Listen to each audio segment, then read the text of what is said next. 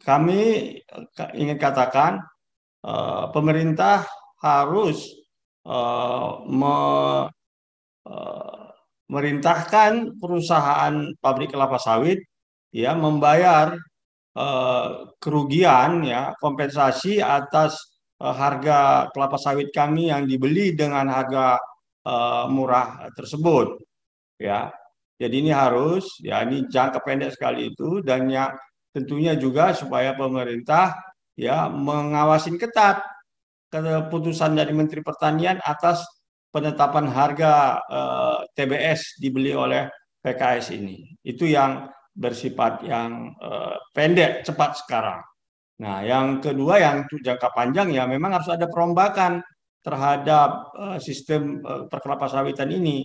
Ya memang harus tanah-tanah perkebunan kelapa sawit ini dikembalikan kepada petani sebagai pengelolanya, memproduksinya ya dan ya sebagai program dari reforma agraria ya yang sudah sesungguhnya dijanjikan oleh pemerintah ini dan selanjutnya adalah ya membangun industri-industri kecil yang bisa dikelola oleh keluarga-keluarga petani oleh koperasi-koperasi petani ya dan tentunya ini bisa dilakukan kalau dipandang ini adalah memang merupakan kebutuhan strategis nasional dan ini memang sesungguhnya adalah kebutuhan strategis nasional yang sudah ada payung hukumnya ya untuk reforma agraria tadi Undang-Undang Pokok Agraria nomor 5 tahun 60 ya untuk pangan tadi sudah ada Undang-Undang nomor 18 tahun 2012 dan kepada pemerintah untuk harus memenuhi ya hak-hak kami petani tadi Undang-Undang nomor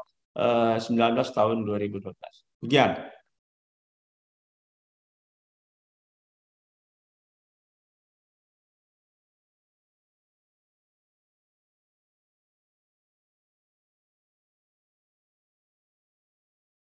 Saya Henry Salagih, Ketua Umum Serikat Petani Indonesia. Saya menyampaikan pesan ini dari Medan, ya, Sumatera Utara. Sebagaimana kita ketahui, Presiden Republik Indonesia pada minggu lalu sudah mengumumkan bahwasanya ada pelarangan ekspor kelapa sawit dan minyak goreng karena untuk agar minyak goreng di Indonesia harganya relatif murah ya seperti harga yang sebelumnya. Nah, dan masalahnya sekarang harga minyak gorengnya kita sebagai petani belum dapatkan murah ya, tetapi harga tandan buah segar kelapa sawit kita anggota kita Serikat Petani Indonesia dan petani-petani kelapa sawit lainnya sudah mengalami harga yang sangat drastis turun ya sejak mulai hari Jumat lalu, Minggu, ya Sabtu, Minggu, Senin, bahkan sampai hari ini ya harganya jatuh ya ada yang bervariasi, ada yang 30% turun, ada yang 50%. Bahkan di daerah-daerah kepulauan dekat Riau sana ada yang harganya sudah turun sampai 70%. Perlu diketahui, sebelum Presiden menyampaikan pengumuman pelarangan ekspor itu, ya harga kelapa sawit sudah tembus di atas Rp3.000 per kilogram. Ya, jadi bisa dibayangkan ya di Kepulauan Riau sana harganya sudah Rp1.000. Bahkan ada yang kita dengar juga ya dari media di Bengkulu sana sudah ada yang petani tidak sanggup lagi menjual kelapa sawitnya karena tidak ada PKS yang membelinya.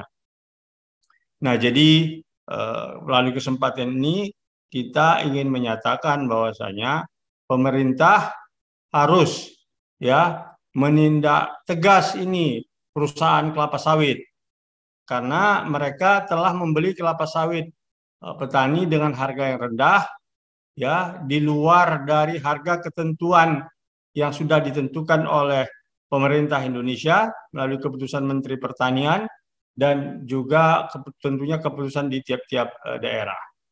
ya. Dan menurut kita, ya, pemerintah Indonesia harus memerintahkan, ya, ini perusahaan kelapa sawit untuk membayar, ya, harga sawit kita, ya, sesuai dengan harga ketentuan yang ada, baik yang kemarin sudah sempat dibayar murah, ya, maupun ini yang sekarang sedang mau kita jual, apalagi ini mau menuju masa Lebaran.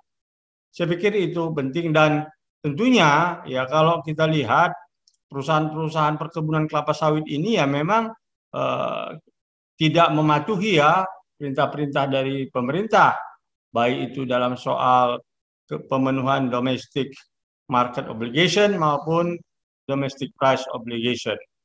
Nah, dan tentunya kami juga dari Serikat Petani Indonesia telah memberikan catatan bahwasanya memang perusahaan-perusahaan perkebunan ini, ya, banyak yang melakukan tindakan perampasan tanah, ya, terhadap tanah-tanah petani, ya, masyarakat adat, ya, dan juga tentunya, ya, dari segi pekerja, ya, banyak yang bekerja di perusahaan perkebunan itu, ya, mereka ini statusnya sebagai status buruh tidak tetap, ya, yang atau yang dikenal kalau di perkebunan itu BHL, buruh harian lepas, yang tentunya kondisinya sangat tidak baik.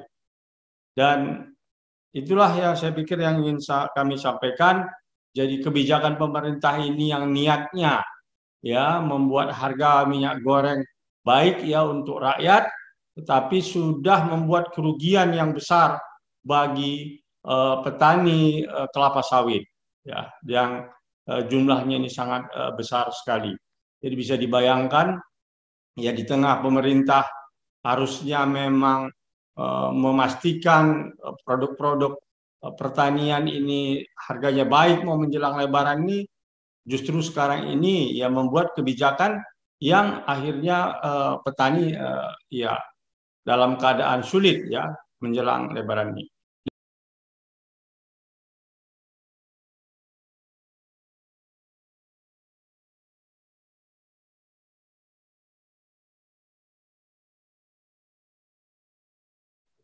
Ya, sudah, bukan lagi faktanya sudah begitu, ya. Jadi sekarang harga kelapa sawit kita yang sebelumnya 3.000, cuma sekarang dibeli 1.500, bahkan ada yang Rp1.000 gitu.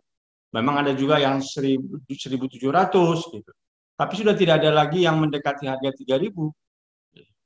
Jadi kerugian kita sudah sangat luar biasa akibat dari kebijakan pemerintah ini. Sementara harga minyak goreng tidak turun.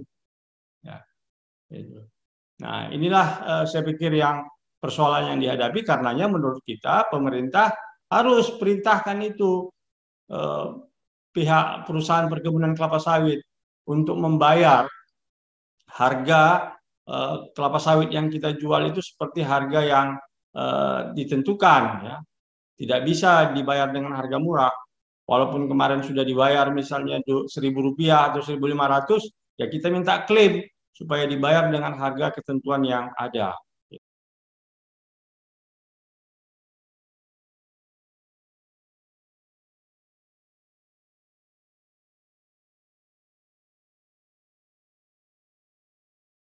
Ini kita sekarang ini dua kali masalah ini kan. Masalah kita petani saja pun akhirnya sekarang ini sudah terhimpit, kita disuruh pula memikirkan masalah minyak goreng, ya. Jadi saya pikir ini suatu hal yang sangat memberatkan, ya. Tapi begitupun kita sebenarnya Serikat Petani Indonesia hanya punya kalau yang sifatnya jangka panjang. Yang jangka panjang apa? Segera petani didukung untuk bisa membuat pabrik mini, ya, untuk buat pabrik CPO dan pabrik minyak goreng, ya. Seperti halnya di Afrika sana. Ya, kan sesungguhnya kelapa sawit ini kan seperti kita minyak kelapa, ya, ataupun minyak zaitun kalau di Eropa sana ataupun di Jazirah Arab sana. Jadi ini bisa sesungguhnya dibuat industri kecil. Nah, hanya saja pemerintah tidak mendukung itu. Ya, justru yang didukung adalah industri besar yang kita petani tidak sanggup, karena itu membangun pabriknya itu puluhan mungkin bahkan ratusan miliar, ya, karena standar nasional produknya itu dibuat sedemikian payahnya. Jadi itu kita yang tahu untuk jangka panjang. Ya jangka pendek, ya saya pikir pemerintah ini harus punya kemampuan kuat lah untuk menjalankan ini apa yang DMO dan DPO tersebut. Gitu. Sama ya tentunya juga perusahaan negara yang ada PTPN ya yang luas kebunnya ada katanya sekitar berapa itu ya ratusan ribu lah ya hektar itu ya digunakan untuk memproduksi minyak goreng. Sebenarnya untuk apa itu BUMN perkebunan yang juga jumlahnya sangat luas ya kalau tidak untuk kebutuhan strategis rakyat. Gitu.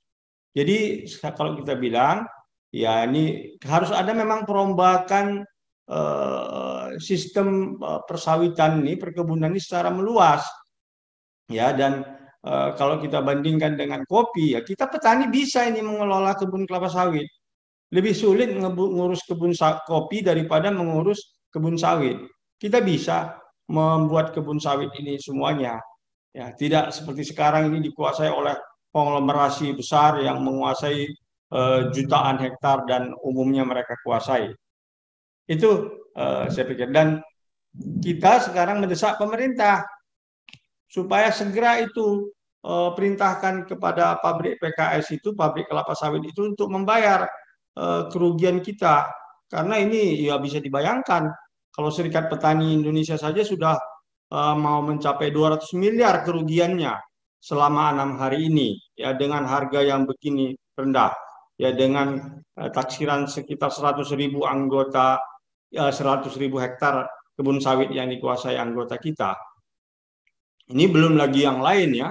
Gitu. Makanya menurut kita ini bukan hal yang tidak serius, ini sangat-sangat serius ya yang menyangkut jutaan hidup petani dan masyarakat pedesaan dan tentunya yang harga minyak goreng ini dan tentunya lagi adalah hajat hidup orang banyak sudah banyak yang ya tergunakan akibat adanya perkebunan kelapa sawit ini.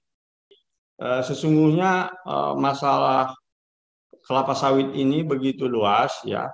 Selain tadi pada masalah ini adalah soal pangan kita ya, soal di mana harusnya pangan ini ya betul-betul diurus oleh rakyat banyak, oleh negara, ya tidak bisa dipermainkan oleh segelintir perusahaan ya seperti sekarang ini karenanya pentingnya kedaulatan pangan kita tegakkan dan ini semakin nyata sekali undang-undang pangan yang ada belum tidak dijalankan oleh pemerintah ini ya undang-undang pangan nomor 18 tahun 2012 tersebut ya demikian juga ya undang-undang perlindungan hak asasi petani undang-undang perlindungan pemberdayaan petani nomor 19 tahun 2012 ya di mana jelas sekali ya petani itu ada kewajiban dari negara untuk mendapat harga yang layak ya dan tentunya juga terkait dengan perkebunan sawit ini ya itu banyak pelanggaran terhadap hak-hak buruh di perkebunan tersebut